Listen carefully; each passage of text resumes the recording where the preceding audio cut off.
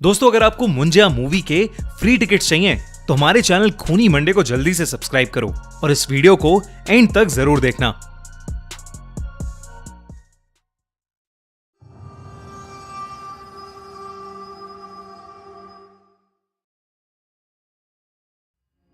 Munjya horror legend, horror story. कहते हैं कि जहां अच्छाई है वहां बुराई भी है, जहां रोशनी है वहां अंधेरा भी है। वैसे ही अगर देव है तो असुर भी। और आज मैं आपके लिए एक ऐसी खौफनाक असुर की कहानी लेकर आया हूं जिसे मुंजिया कहते हैं।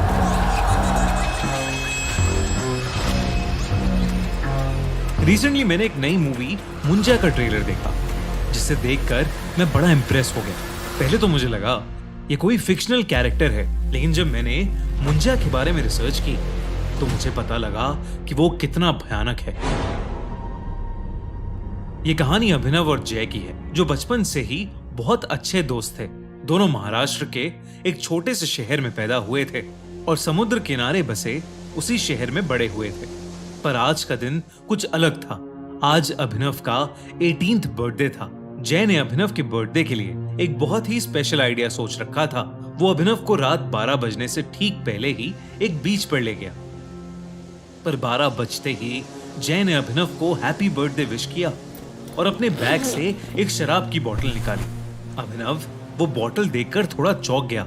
आज से पहले उन दोनों में से किसी ने कभी शराब को हाथ तक नहीं लगाया था। जय ने अभिनव से कहा कि ये उसकी बर्थडे सेलिब्रेशन का ही एक हिस्सा है। अभिनव भी अपनी लाइफ में एक नया एक्सपीरियंस लेना चाहता था, इसलिए उसने जय की बात झट से मान ली। वो दोनों समुद्र के किनारे काफी देर तक बैठकर शराब पीते रहे। कुछ देर बाद जय को जोर से टॉयलेट आ गया। वो उठकर एक पेड़ के पास टॉयलेट करने चला गया, लेकिन नशे में धुत जय ने यह देखा ही नहीं कि वो पेड़ कोई आम पेड़ नहीं, बल्कि एक पीपल का पेड़ था। टॉयलेट करते हुए अचानक से जय के सर पर एक पत्थर आ पड़ा। जय ने पेड़ की तरफ सर उठाकर देखा तो उसे वहां कोई नहीं दिखा। इतने में अभिनव भी उस पेड़ के पास आ गया। उसके हाथ में एक खाली बोतल थी और उसने मजाक में उस बोतल को जोर से जय के पास फेंका। वो बोतल सीधा उस पीपल के पेड़ पर जा लगी और उसके टुकड़े टुकड़े हो गए। पर उस बोतल के पेड़ पर लगते ही एक अजीब सी आवाज आई। ऐसी आवाज जैसे कोई जानवर गुस्से में गुर्रा रहा हो। 1 मिनट के लिए अभिनव और जय दोनों ही शांत हो गए, लेकिन कुछ ही पलों बाद वो आवाज आना बंद हो गई। तभी अचानक से जय ने नीचे पड़े टूटे हुए कांच के टुकड़ों में से एक पीस उठाया और उस पेड़ के तने पर कांच के टुकड़े से अपने और अभिनव के नाम के फर्स्ट लेटर्स लिख दिए, AJ। जय ने पेड़ पर उस कांच को खरोचते हुए कहा, अभिनव, अब ये दिन हमें हमेशा याद रहेगा। उसके इतना बोलते ही उस पीपल के पेड़ की डालियां जोर जोर से हिलने लगी और कुछ ही सेकंड्स में एक बड़ी सी टहनी सीधा आकर जय के सर पर गिरी और जय वहीं बेहोश हो गया। ये देखकर अभिनव का नशा मानो 1 सेकंड में चूर हो गया। वो जल्दी से जय के पास गया और उसे होश में लाने की कोशिश करने लगा। तभी अभिनव को अपने पीछे से एक आवाज आई, मानो पेड़ से कुछ नीचे गिरा। अभिनव ने जैसे ही पीछे मुड़कर देखा, उसके पैरों तले जमीन खिसक गई। उसके ठीक पीछे एक काली सी परछाई थी, जिसकी 2 नीली आंखें अंधेरे में चमक रही थीं। अभिनव को अपनी नजरों पर विश्वास ही नहीं हो रहा था। अभिनव को लगा कि जो भी उसके पीछे है वो कोई ना कोई सुपर नेचुरल क्रीचर है। वो जैसे ही उस जीव से दूर जाने के लिए भागा, उस जीव ने उस पर हमला कर दिया। उसके बड़े बड़े नाखून अभिनव की पीठ में घुस गए, लेकिन चीखता हुआ अभिनव जैसे तैसे उस जीव की पकड़ से छूटा और वहां से दूर भाग गया। दूर जाकर अभिनव ने देखा कि वो जीव एक काली परछाई में बदल गया है और वो बेहोश पड़े जय के मुंह के अंदर घुस गया। और तभी अचानक जय अपनी बेहोशी से उठ खड़ा हुआ। अभिनव दूर से उसका नाम बार बार पुकार रहा था, पर जय मानो सुन्न होकर एक ही जगह पर खड़ा था। उसकी आंखें पूरी तरह से नीली पड़ चुकी थीं और वो बस वहां एक पुतले की तरह खड़ा था। तभी अचानक से जय जमीन की तरफ झुका और उसने वहां पर पड़े टूटे हुए कांच का एक टुकड़ा उठा लिया और अपनी शर्ट फाड़कर अपनी छाती पर उसी कांच के टुकड़े से वो AJ लिखने लगा, ठीक वैसे ही जैसे उसने उस पीपल के पेड़ पर लिखा था। ये सब देखकर अभिनव की रूह कांप गई थी। सुबह के 5 बज चुके थे और समुद्र के ऊपर से अब सूरज उगता दिखने लगा था। जय के ऊपर जैसे ही सूरज की रोशनी गई, जय अचानक से होश में आ गया। ऐसा लग रहा था कि जैसे उसे अपने साथ हुई कोई भी चीज याद नहीं थी और वो अपने सीने पर बने घाव को देखकर बहुत ज्यादा घबरा गया था।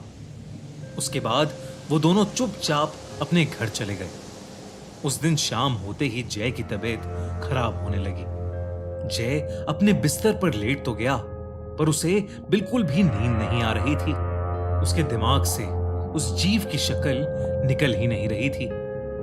तभी जय को अपने कमरे से किसी के गुर्राने की आवाज आती है।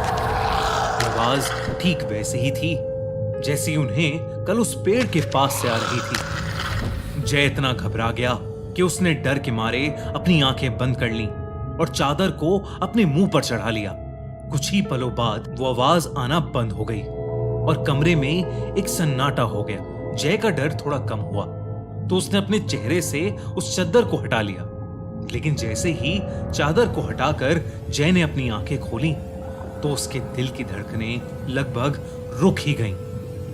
उसके कमरे की छत पर वही जीव बैठा था,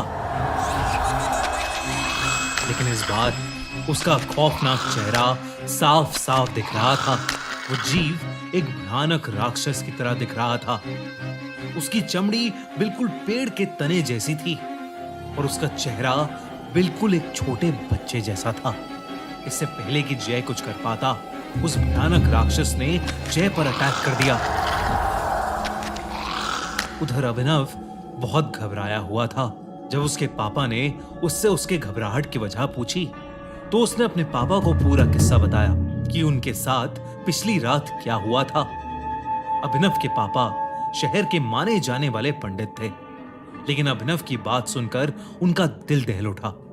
उन्हें समझ आ गया कि उनके बेटे अभिनव और उसके दोस्त जय के ऊपर मुंजिया का साया आ चुका है।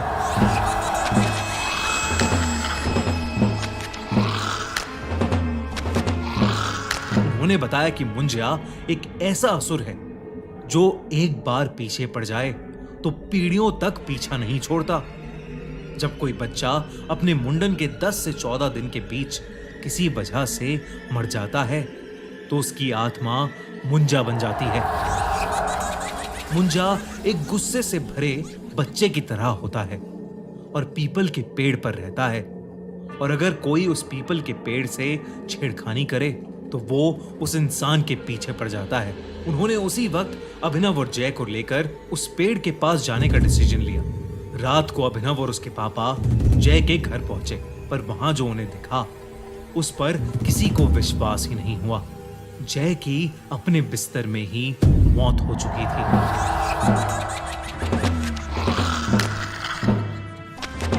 उसके चेहरे पर ऐसा एक्सप्रेशन था मानो मरने से पहले उसने अपनी मौत को करीब से देखा हो। अभिनव के पिता ये देखकर चिंता में आ गए। वो अभिनव को लेकर फौरन उस पीपल के पेड़ के पास पहुंचे और अभिनव के पिता ने उसी समय उस पेड़ के सामने एक छोटी सी पूजा करके उस मुंजा से हाथ जोड़कर माफी मांगी। वो कई घंटों तक पूजा करते रहे और उस मुंजा से माफी मांगते रहे। जैसे ही सूर्य उदय हुआ वो दोनों अपने घर वापस आ गए। उस दिन के बाद से अभिनव को कभी वो मुंजा नहीं दिखा, लेकिन अभिनव ने अपने सबसे करीबी दोस्त को खो दिया था। आज भी अभिनव शराब को हाथ नहीं लगाता और रात के समय पीपल के पेड़ के पास से कभी नहीं गुजरता। दोस्तों, मुंजा बहुत ही खतरनाक है और मुंजा की एक ऐसी दिल दहला देने वाली कहानी लेकर आ रहा है मैडॉक फिल्म्स, वही मूवी प्रोडक्शन हाउस जिसने स्त्री और भेड़िया जैसी फिल्म्स बनाई हैं। एक यंग लड़का बिट्टू जब अपने गांव जाता है तो उसे अपनी फैमिली के एक सीक्रेट के बारे में पता चलता है और तब उसका सामना होता है एक बदले से भरे मुंजिया से। क्या बिट्टू मुंजिया से अपने प्यार और अपने आप को बचा पाएगा?